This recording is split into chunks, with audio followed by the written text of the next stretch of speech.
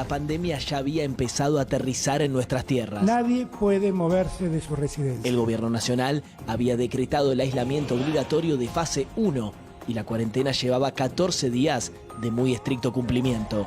La conciencia civil, más los intensos controles en avenidas y autopistas, en las estaciones de subtes y de trenes, para poder viajar. habían convertido a las calles en un desierto de asfalto.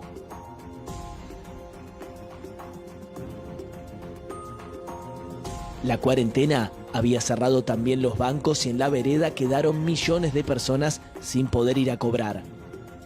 El gobierno decide reabrirlos el viernes 3 de abril. Los jubilados y los 2.400.000 beneficiarios de planes sociales los esperaban. ¿Algo podía salir mal? Todo, absolutamente todo salió mal.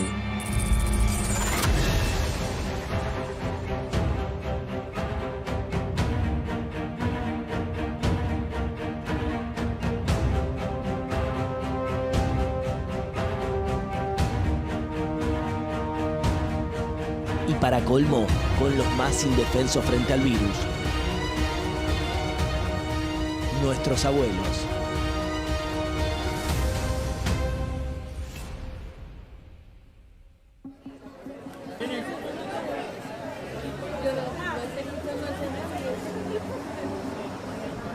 Está todo mal hecho, mal organizado. 80 años, tener que venir esto que nunca me pasó. Estoy que no doy más. ¿A qué hora llegó? A las 12 de la noche. Estamos llevando casi 12 horas acá. Es inhumano lo que están haciendo con la gente mayor. Ya no tengo para el boleto, no tengo ni para comer. Del 25 tenía que haber cobrado yo, el 25 de marzo. Claro, o sea, usted viene a cobrar la jubilación de marzo. Claro. Ustedes tienen que cuidarse más que nadie. Vamos retrocediendo un cachito, no pueden estar tan cerca uno de otro. ¿Qué va a hacer? Hay que aguantar. 1 metro de distancia, están todos juntos, estamos en emergencia sanitaria, 1 metro de distancia. ¿Qué distancia tiene que tener acá? ¿Qué distancia? Tenía que haber pensado un poco. Acá no se piensan las cosas.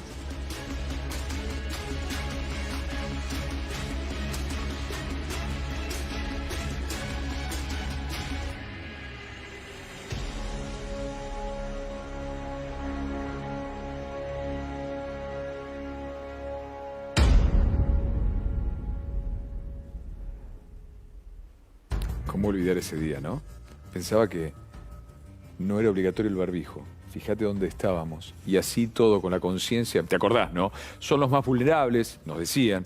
Tenemos que cuidarlos más que nunca, nos decían. Y de repente todos en la calle, todos literalmente a la deriva, Nacho. Así es, estamos reflejando y recordando las horas más dramáticas de esta cuarentena. Van más de 100 días, pero todos coinciden en que justamente esas horas se hizo todo absolutamente mal. Investigamos cómo fueron esas horas. Las previas, la de ese tremendo viernes y las consecuencias de este viernes. Sí, y reconstruimos la cronología minuto por minuto de cómo fue la sucesión de decisiones que llevaron a que ese viernes 3 de abril los bancos abran de esa manera y cómo se fueron tomando decisiones sobre la marcha que terminaron de muy mala manera, por ejemplo, con funcionarios eyectados y con muchas quejas de la gente y hasta también la intervención del presidente Alberto Fernández. Y la señora en su indefensión que decía, aquí las cosas no se piensan. ¿Y cuántas veces lo sentimos? COVID-19, investigación. ¿Qué pasó el Viernes Negro? El día que confirmamos, ya vas a saber por qué, que Dios es argentino.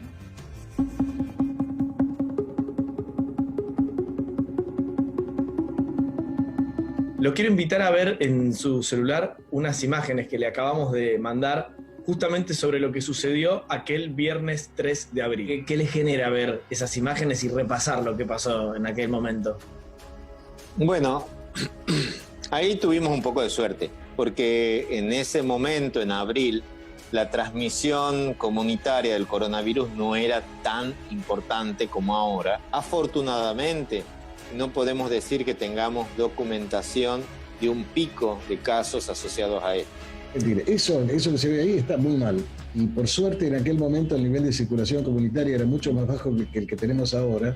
y no pareció haber tenido ningún efecto. Primero me pareció un despropósito, voy a ser sincero, pero hay aglomeramiento de personas, se rompió el distanciamiento social, no se usó el barbijo y los adultos mayores permanecieron varias horas rompiendo ese distanciamiento social.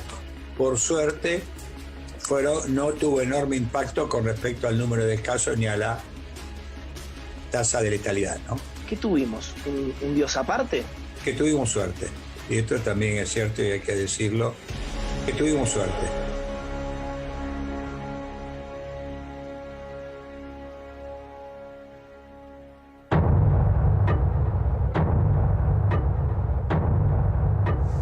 La olla a presión comenzó a calentarse a la hora 0 del viernes 20 de marzo, cuando empezó a regir la cuarentena.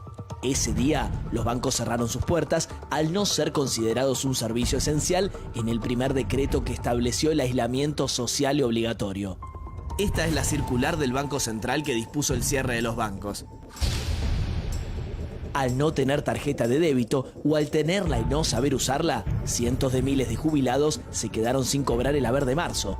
Lo mismo les pasó a centenares de miles de beneficiarios de planes sociales. 14 días duró la espera y la necesidad creciente fue calentando la olla. El jueves 2 de abril, la ANSES y el Banco Central anunciaron un cronograma de pagos. Comenzaría a aplicarse a partir del día siguiente, viernes 3 de abril, para los abuelos que no habían cobrado marzo y para los 2.400.000 beneficiarios de la Asignación Universal por Hijo, por embarazo y el IFE, que solo podían cobrar por ventanilla.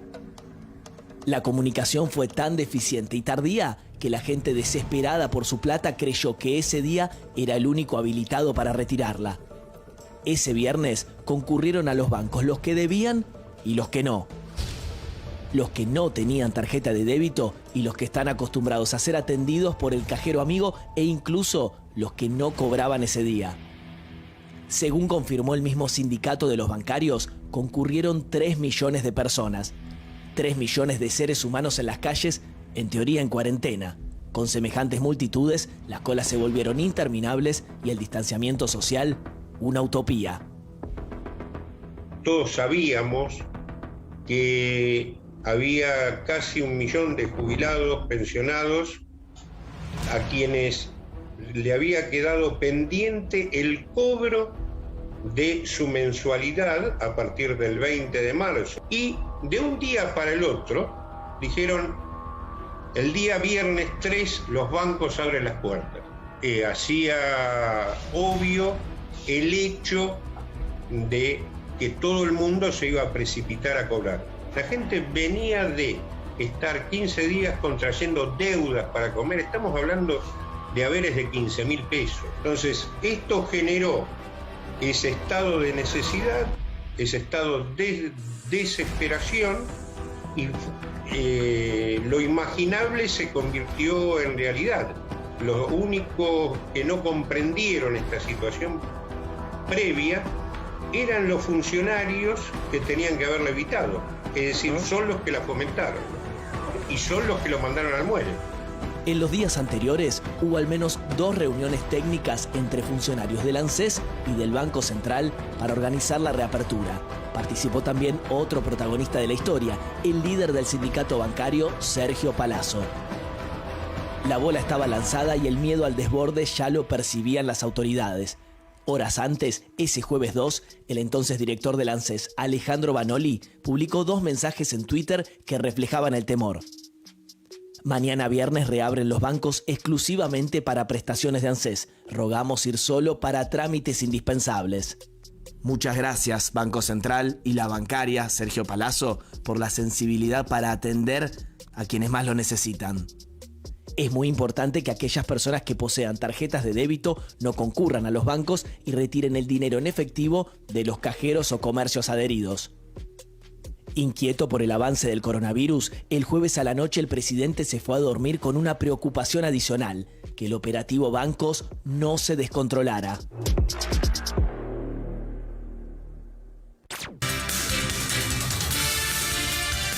Buen viernes, 3 minutos faltan para las 7 de la mañana y un viernes que se presenta con esta dificultad.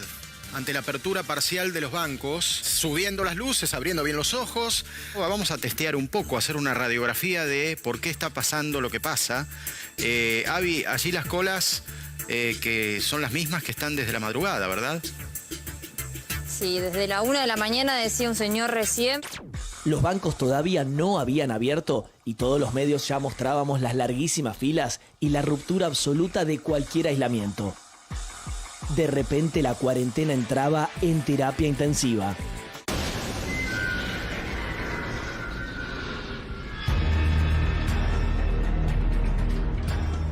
El presidente se levantó temprano, encendió la televisión y cuentan sus voceros que estalló de bronca. Faltaban algunos minutos para las 8 de la mañana y llamó enojado al presidente del Banco Central, Miguel Pese. Y Pese lo contó así por radio ese mismo viernes. El presidente, desde muy temprano a la mañana, me llamó muy preocupado por la situación. ¿Estaba enojado el presidente? Sí, pero ¿y qué le parece? El responsable es que estamos viviendo una pandemia, una situación desconocida en todo el mundo. No hay un manual para afrontar estas situaciones. Alberto Fernández cortó con Pese, pero no con su calentura, y llamó por teléfono al otro responsable del desastroso operativo, Alejandro Banoli, que debió salir atropellado a explicar qué harían ahora. Vamos a redoblar la comunicación porque hay gente que hoy creía que ya cobraba abril. Vamos a informar de nuevo todos los cronogramas para que todo el mundo los tenga. A las 11:54 del mediodía, el presidente hizo público su enojo en Twitter. En medio de una pandemia, cobrar una jubilación o un beneficio del Estado no puede convertirse en un riesgo para la salud. Eso es inadmisible. Ya ordené a los responsables que no vuelva a repetirse lo de hoy. Después, dio mayores detalles en una entrevista. Llamé a los que eran responsables y dije, ¿cómo nos pasó esto?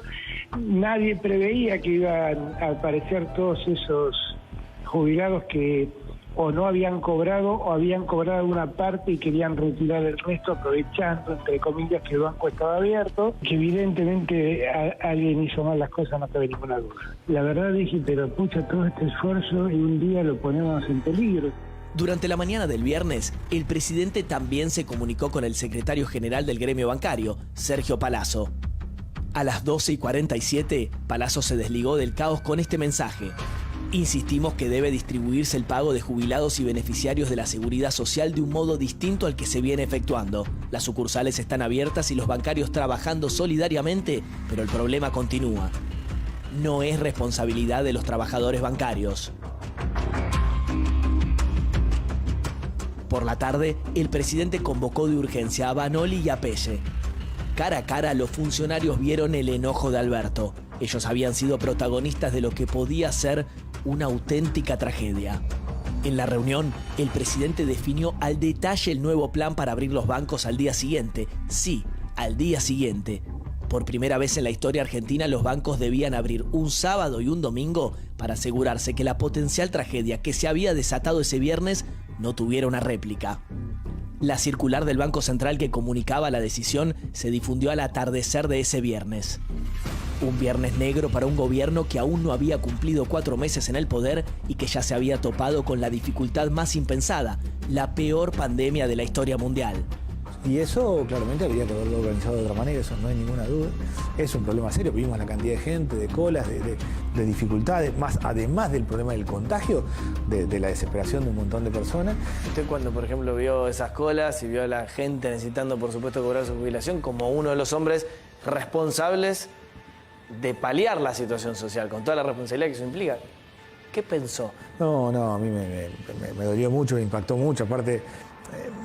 muchas veces quien está en el Estado cruza datos, Excel dice el 3%, el 5%, tanta cantidad de gente, tal cosa, y en realidad hay gente de carne y hueso que la está pasando mal.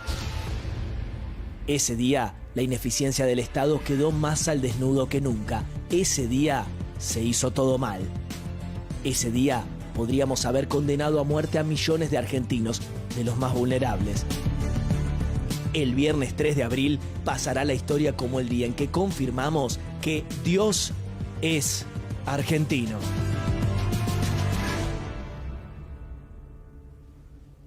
Imperdonable.